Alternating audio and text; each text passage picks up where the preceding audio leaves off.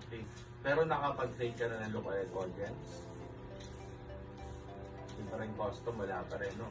So 1% to 10% video views, PPT, 2 plays, per 15 seconds to 25 seconds na nakapag-collect ka na, hindi pa rin.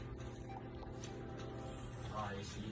So well, dito, na-explain ko naman sa iyo sir lahat kung ano yung mga matututunan with true coaching, no? Once na natapos ka na sa ating coaching is kaya mo na pong humawak ng kahit ilang business using the platform, no? From one marketer.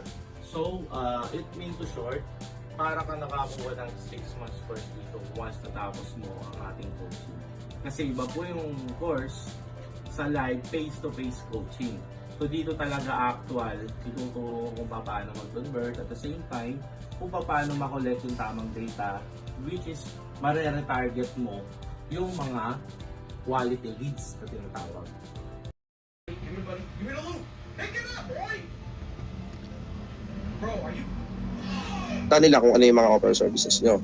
And then, dito naman sa next natin, ito yung engagement, pakikipag-ugnayan. So ito yung isa sa mga pinaka-importante na dapat is meron kayo nito, no?